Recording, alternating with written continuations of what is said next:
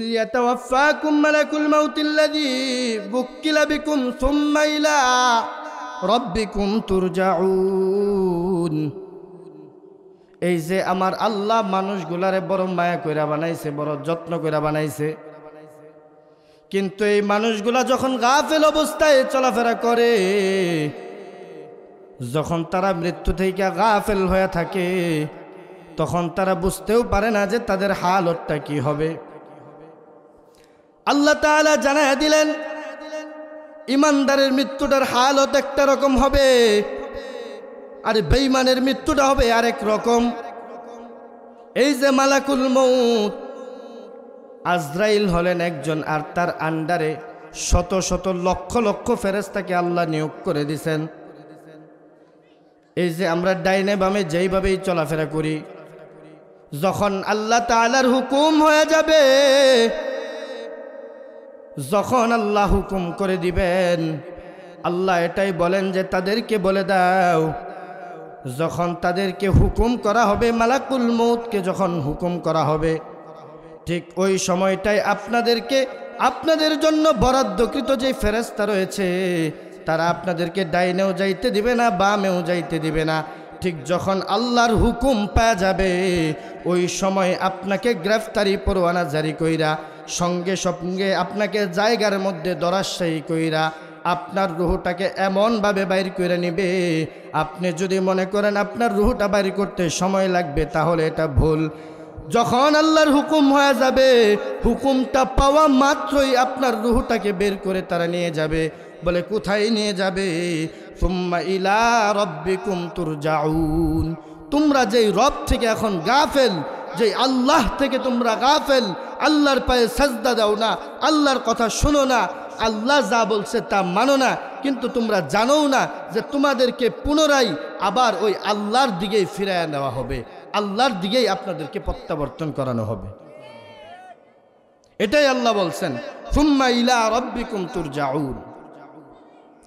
আল্লাহ পর আয়াতের মধ্যে বলেন, ওয়ালাউ তারা ইদিল মুজরিমুনা নাকিসু রুউসিহিম ইনদা রাব্বিহিম রব্বানা আবসারনা ওয়া সামি'না ফারজি'না না'মাল সালিহান ইন্না মুকিনুন। আল্লাহ তাআলা বলেন, যদি তুমি তা দেখতে যে তোমার রবের নিকট ওই সমস্ত পাপিষ্ট ব্যক্তিগুলা, এই যে যেই মানুষগুলা এখন গাফেল, যারা নিজেদেরকে অনেক কিছু মনে করে, যদি তুমি দেখতে ওই সময় তোমার রবের কাছে তারা মাথাটা কত নত কইরা দাঁড়ায় থাকে, তাহলে বুঝতে পারতে অপরাধীগুলা কিভাবে মাথাটারে নত কইরা দাঁড়ায় থাকে। এখন তো আমার আর আপনার অনেক ক্ষমতার পাওয়ার, কারো কাছে মাথা নত করি না, কিন্তু সেই দিন আল্লাহর কাছে এমনভাবে মাথাটা নত করতে হবে, আহা, না ডাইনে তাকাইতে পারবেন না বামে, কারণ লজ্জা। আল্লাহর হুকুম আহকাম মানেন নাই, আল্লাহ যেভাবে চলতে বলছে চলেন নাই। যখন এটা দেখবে, ওই পাপিষ্টরা দেখার পরে কি বলবে দেখেন। আল্লাহ বলেন, রব্বানা আবসারনা ওয়া সামি'না ফারজি'না না'মাল সালিহান ইন্না মুকিনুন। তারা বলবে, আল্লাহ আল্লাহ এতদিন আসলে বুঝি নাই, বিশ্বাস করি নাই, কিন্তু এখন সব দেখছি, সব শুনছি, সব বিশ্বাস করতেছি। আল্লাহ আমাদেরকে আরেকবার জমিনে পাঠায়া দেন, আরেকবার দুনিয়াতে পাঠায়া দেন, আর গুনাহ করব না, আমরা সৎ লোক হয়ে যাব, আমরা বিশ্বাসী হয়ে যাব। আল্লাহ আরেকটা সুযোগ দেন, আরেকটা সুযোগ। কিন্তু সেই দিন আল্লাহ তাআলা আর কোনো সুযোগ দিবেন না। আল্লাহ তাআলা বলেন, ওয়ালাউ শি'না লাআতাইনা কুল্লা নাফসিন হুদাহা ওয়ালাকিন হাক্কাল কওলু মিন্নি লাআমলা আন্না জাহান্নামা মিনাল জিন্নাতি ওয়ান নাসি আজমাইন। আল্লাহ সেদিন বলবেন যে এখন সুযোগ চাইতেছো, আমি আল্লাহ যদি চাইতাম তখনই তোমার হেদায়েত দিয়ে দিতে পারতাম, কোনো পরীক্ষা নেওয়ার দরকার ছিল না। বলেন ভাই, আল্লাহ যদি এখন কাউরে হেদায়েত দিতে চায়, তার পরীক্ষা লাগবো?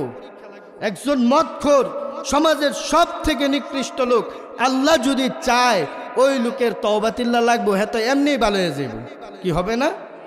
কিন্তু আল্লাহকে এটা দিছেন। পরীক্ষা দাও। আল্লাহ যেইভাবে বলছেন ঠিক ওইভাবে চলেন, আল্লাহ যেইভাবে আপনাকে হুকুম আহকাম করছেন ওইভাবে চলেন, কিন্তু আপনি চলতে রাজি না। তো এটাই আল্লাহ বলছেন যে আমি আল্লাহ যদি চাইতাম সবাইরে তখন হেদায়েত দিয়ে দিতে পারতাম। আল্লাহ তাআলা বলেন যে না রে বান্দা, না, আমি সিদ্ধান্ত নিয়ে নিয়েছি, আমি আল্লাহ এইভাবে না, আমি তখনই সিদ্ধান্ত নিছি যে জিন দ্বারা মানুষ দ্বারা আমি আল্লাহ জাহান্নামকে ভৈরা দিব একদম। নাউজুবিল্লাহ। আহা, এই যে দেখেন সাধারণ একটা বিষয়, আজকে যদি এখানে কোনো গানের আয়োজন হইতো, বলেন এইখানে লুকে পাড়া দেওয়া যাইতো? বলেন, জোরে বলেন, পাড়া দেওয়া যাইতো? পাড়া দেওয়া যাইতো না। তো দেখেন গুনাহের জন্য মানুষ আকৃষ্ট হয়ে থাকে, গুনাহ করার জন্য মানুষ পাগল পারা হয়ে থাকে, জাহান্নামের পথে লক্ষ লক্ষ মানুষ হাঁটতে চায়, কিন্তু জান্নাতের পথে মাত্র গুটি কয়েকজন মানুষ চলে। কথা কি ঠিক বললাম নাকি ভুল? জোরে বলেন। আসসালামু আলাইকুম। তো যেটা বলতে চাইলাম, দেখেন জাহান্নামটাকে আমরা খুব সাধারণ মনে করি, তাই না? জাহান্নামটা নরমাল, দুনিয়ার আগুনের মতো। আপনাদের কি মনে হয় জাহান্নাম দুনিয়ার আগুনের মতো? না না, জাহান্নাম দুনিয়ার আগুনের মতো না। জাহান্নামকে কয়েক হাজার বছর পুরানো হয়েছে, জাহান্নাম বিভিন্ন রূপ ধারণ করছে। এই জাহান্নাম পাপিষ্ঠদেরকে খাওয়ার জন্য হাঁ করে আছে, হাঁ। আল্লাহ রাব্বুল আলামিন যখন কিয়ামতের দিন রাগান্বিত আওয়াজে বলবেন, দুনিয়ার মধ্যে আমি আল্লাহ তোরে এত সুযোগ সুবিধা দিলাম, আমি আল্লাহ তোরে এত সুন্দর কইরা বানাইলাম, এ গোলাম আমি আল্লাহর ইবাদত করো নাই, আমি আল্লাহর হুকুম আহকাম গুলাও মানো নাই রে গোলাম, শুধু ক্ষমতার বাহাদুরি দেখাইছো, নিজের বরত্বটারেই বুঝলা, নিজের এক গোয়ামিটারেই বুঝছো, কিন্তু আমি আল্লাহ যে ছিলাম, আসি, থাকবো, এই বিষয়টা কখনো মানতে চাও নাই। এরকম কিছু মানুষ কি আমাদের সমাজের মধ্যে আছে নাকি নাই? এইরকম অ্যাভেলেবেল মানুষ আছে যারা কোরআনের বিরুদ্ধে কথা বলে, আছে নাকি নাই? নবীজির বিরুদ্ধে কথা বলে, হাদিসের বিরুদ্ধে কথা বলে। মুসলমান যারা যাই না শুই না জাহান্নামের পথে পা বাড়ায়, তারা জানে যে কোরআন সত্য, হাদিস সত্য, আল্লাহ আছেন। আমি বিভিন্ন আলোচনায় বলে থাকি যে ও মুসলমান, আল্লাহ যদি না থাকে, যদি বলো পৃথিবীটা এমনি এমনি হইছে, তাহলে আমি বলবো তুমি এই জায়গার মধ্যে দাঁড়ায় দাঁড়ায় বলো যে একটা ঘর তুমি হয়ে যাও, একটা ঘর তুমি হয়ে যাও, দেখো ঘরটা হয় কিনা। যদি ঘরটা না হয়, যদি এই ঘরটা বানাইতে মিস্ত্রির প্রয়োজন হয়, কোনো মালিকের প্রয়োজন হয়, তাহলে এত বড় আসমান আর এত বড় জমিন, এটা এমনি এমনি হয় নাই, এটার পিছনেও কেউ একজন আছে নাকি নাই? জোরে বলেন, আছে নাকি নাই? জোরে বলেন, চিৎকার দিয়ে বলেন, এই সব কিছুর পিছনে যিনি মালিক তার নাম কি? আরেকটু জোরে আল্লাহরে ডাক দেন না, এই মালিকের নাম কি?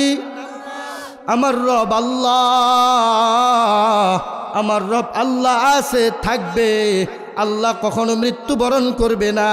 আল্লাহ নাই এই কথাও কেউ বলতে পারবে না। এই যে আমার আল্লাহ আসমানটারে বানাইলেন, জমিনটারে বানাইলেন, বান্দা তোমারে আমার আল্লাহ এত সুন্দর কইরা বানাইলেন। তোমার হাতটার মধ্যে 5টা আঙ্গুল আমার আল্লাহ দিলেন, হাতটার মধ্যে ডেনাটা কত সুন্দর কইরা আমার আল্লাহ বানায়া দিলেন, চেহারাটা কত সুন্দর কইরা বানায়া দিলেন, কানটারে কত সুন্দর কইরা বানায়া দিলেন, কানের ভিতরে আমার আল্লাহ কত সুন্দর একটা পর্দা দিয়া দিলেন। ওই পর্দাটা যদি মানুষের ফাইটা যায়, মানুষ কানে শুনে কি শুনে না? কখনোই শুনে না। যখন মানুষগুলা গুনাহ করতে করতে গুনার পর্যাপ্ত পাহাড় বানায় ফেলায়, যখন আমার আল্লাহর সাথে মানুষগুলা সংগ্রাম শুরু করে দেয়, তো আমার আল্লাহ বান্দার প্রতি এতটাই রাগান্বিত হয়। আমার আল্লাহ সূরা বাকারার মধ্যে বলেন যে ও বান্দা, এতবার এত নিয়ামত আমি আল্লাহ দিলাম, নামাজের কথা বললে নামাজে আসো না, জাকাত দিতে বললে জাকাত দাও না, হজ করতে বললে হজও করো না, কিন্তু গান বাজনা যাওয়ার জন্য আমি আল্লাহ নিষেধ করছি, গুনাহ করার জন্য আমি আল্লাহ নিষেধ করছি। কিন্তু ওই গুনাহের কাজের মধ্যে যখন বান্দা তুমি বারবার ধাপিত হও, বারবার যখন আগ্রহ দেখাও, বারবার যখন যাও, তখন আমি আল্লাহ কত রাগান্বিত হই। আল্লাহ বলেন, খতামাল্লাহু আলা কুলুবিহিম ওয়া আলা সামঈহিম ওয়া আলা আবসারিহিম গিশাওয়া। আমার আল্লাহ যখন রাগান্বিত হয়, আমার আল্লাহ রাগান্বিত হইয়া 1 নাম্বার বান্দার কলবের মধ্যে মোহর মাইরা দেয়। নাউজুবিল্লাহ। মোহর মানে তালা লাগায়া দেয়, আর নেক আমল করার ভাগ্য আর তার কপালে জুটে না। ওয়ালা সামঈহিম ওয়ালা আবসারিহিম গিশাওয়া। আল্লাহ বলেন 2 নম্বরে তার কানের মধ্যে আমি আল্লাহ পর্দা ফালাইয়া দেই। আজান তার কানের মধ্যে যায় না, ভালো কোনো কিছু আর তার কানের মধ্যে যায় না, খারাপ জিনিসগুলা তার কানের মধ্যে আসে। ভালো কোনো কাজ, মন্দ যেই কাজগুলা এগুলা পছন্দ করে, কিন্তু ভালো কাজটা পছন্দ করে না। আবার ভালো যেই কাজটা আছে সেটা চোখেও দেখে না, কারণ আল্লাহ রাগান্বিত হইয়া 3 নম্বরে তার চোখের মধ্যে পর্দা ফালাইয়া দেয়। কি ফালাইয়া দেয় বলেন? পর্দা ফালাইয়া দেয়। তখন এই চোখের মধ্যে ভালো কোনো কিছু দেখতে আর ভালো লাগে না, কোরআন হাদিসের আলোচনা শুনতেও ভালো লাগে না, নামাজ পড়া দেখতে বা পড়তেও আর ভালো লাগে না, কারণ তার অন্তরটার মধ্যে আমার আল্লাহ তালা লাগাইয়া দিছে, তার কানের মধ্যে আমার আল্লাহ পর্দা ফালাইয়া দিছে, তার চোখের মধ্যেও আমার আল্লাহ পর্দা ফালাইয়া দিছে। আর যে ব্যক্তিটার কানের মধ্যে, কলবের মধ্যে, চোখের মধ্যে পর্দা ফালাইয়া দিছে, বলেন ওই ব্যক্তিটা কি আর কখনো জান্নাতে যাইতে পারবে? সে জান্নাতের কাজ আর করতে পারবে? কারণ আল্লাহ তো তার সব কিছু লক করে দিছে। এই লক ছুটাইবার হইলে তাকে তওবা করতে হবে। কি বলেন? আল্লাহর কাছে তওবা করতে হবে, তার অন্যায়ের জন্য মাফ চাইতে হবে। বলে এই যে লক লাগাইয়া দিছে, জাহান্নামের পথে হাঁটতেছে, তার জন্য সাধারণ কোনো জাহান্নাম অপেক্ষা করতেছে না মুসলমান। তার জন্য আল্লাহ জানাইয়া দিলেন, ওয়ালাহুম আযাবুন আযীম। ছোট কোনো জাহান্নাম না, তার জন্য বিরাট একটা আযাবের ব্যবস্থা রয়ে গেছে। এই যে জাহান্নামের যে অবস্থা, এটার কথা দেখেন আল্লাহ কি বলেন। আল্লাহ রব্বুল আলামিন এই যে আসমানটারে বানাইলেন, এই যে জমিনটারে বানাইলেন, আমার আল্লাহ আসমানের এই জমিনটারে এমনি এমনি বানাই নাই। আল্লাহ রব্বুল আলামিন দেখেন কি বলতেছেন, ওয়ামা খালাকনাস সামাওয়াতি ওয়াল আরদা ওয়ামা বাইনাহুমা লাইবিন। আমার আল্লাহ এই যে আসমান আর জমিনটারে বানাইলেন, এর ভিতরে যা কিছু দিলেন, এই কোনো কিছুই আমার আল্লাহ অহেতুক দেন নাই। নাকি দিছেন? আমরা যদি একটা ঘর বানাই, আমাদের উদ্দেশ্য থাকে কি? ওই ঘরের ভিতরে আমরা থাকবো নাকি? তো আমার আল্লাহ যে আসমান আর জমিন বানাইলেন, এই আসমান আর জমিনটা যে বানাইলেন, এটা আমার আল্লাহ এমনি এমনি বানায় নাই। প্রিয় বায়ুদুস্থ বুজুর্গ দেখেন, আল্লাহ বলেন, মা খালাকনাহুমা ইল্লা বিল হাক্কি ওয়ালাকিন্না আকতারহুম লা ইয়ালামুন। আল্লাহ এই যে আসমান আর জমিনটারে বানাইলেন, এটার পিছনে আল্লাহর কোনো না কোনো একটা স্বার্থ রয়েছে, কিন্তু এই বিষয়টা কিছু সংখ্যক মানুষ আছে, এরা বুঝতে চায় না, বুঝে না। যেমনভাবে আল্লাহর হাবিব মুহাম্মদ আরবি সাল্লাল্লাহু আলাইহি ওয়াসাল্লাম সাহাবাদেরকে যখন জাহান্নামের কথা বলতে গিয়ে বলেন, ও সাহাবারা, জাহান্নামে আল্লাহ তাআলা তোমাদেরকে খাবার খাওয়াবেন, জাক্কুম ফল খাওয়াবেন। জাক্কুম ফল, এই ফলটা কোনো সাধারণ ফল না। মুহাম্মদ আরবি যখন এই কথা বলেন, তাফসীরের কিতাবের মধ্যে আসছে, আবু জাহেল ওই বদমাইশটা খেজুর নিয়া মক্কা মদিনার মানুষদেরকে ডাক দেয়, এই যে দেখো মুহাম্মদ বলতেছে জাক্কুম ফল খাওয়াবে, তার রব নাকি জাক্কুম ফল খাওয়াবে, জাহান্নাম আছে, আমরা নাকি মরার পরে আবার জীবিত হব। মুহাম্মাদুর রাসূলুল্লাহকে যখন এইভাবে টিটকারি মস্কারা দেয়, আর আবু জাহেল হাতের মধ্যে একটা খেজুর নিয়ে কয়, এই যে দেখো, এটারে চিনা রাখো, এটারে চিনো, ভালো করে চিনো। মুহাম্মদ যেই জাক্কুম বলছে এটাই হলো সেই জাক্কুম। নাউজুবিল্লাহ, মিথ্যা প্রচার করতেছে। কি খেজুর রে বলতেছে জাক্কুম, খেজুর রে বলে কি জাক্কুম। তো এই শয়তান বারবার এইভাবেই নবীজিকে গাইল করার চেষ্টা করছে। يتوفاكم ملك الموت الذي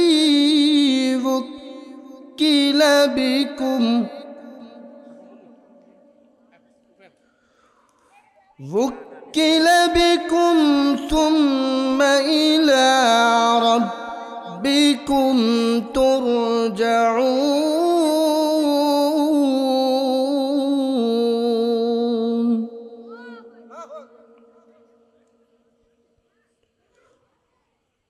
ولو ترى إذ المجرمون ناكسوا رؤوسهم عند ربهم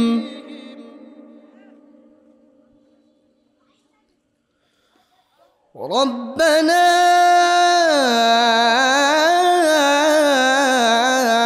أبصرنا وسمعنا فارجعنا نعمل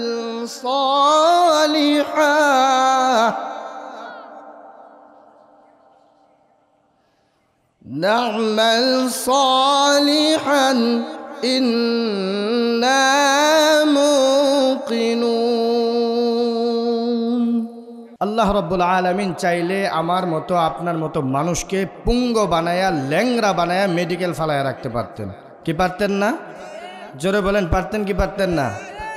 কিন্তু আল্লাহর কত বড় দয়া যে আল্লাহ আমাদেরকে ল্যাঙ্গাও বানায় নাই, পুঙ্গও বানায় নাই। আল্লাহ সুস্থ রাখছেন, ভালো রাখছেন। কোরআন হাদিসের দু একটা কথা আমাদেরকে শোনার মতো তৌফিক দিয়েছেন। এই জন্য আল্লাহ তাআলা আমাদেরকে জান্নাতের বাগানে সবার আগে আসার এবং বসার মতো তৌফিক দিয়েছেন। সেজন্য কি আমরা খুশি না বেজার? তো জোরে বলেন তো আলহামদুলিল্লাহ। 10 জনের থেকে আওয়াজ হবে 100 জনের। মুসলমানের আওয়াজ যে বড় এটা প্রকাশ করেন, বলেন আলহামদুলিল্লাহ। যেই ভাইয়েরা মনে করেন মৃত্যু বলতে কিছু নাই, বা আমি মরব না, আমি চির উমর, আমার কোনো হিসাব হবে না, এরা ধোকার মধ্যে পড়ে আছেন।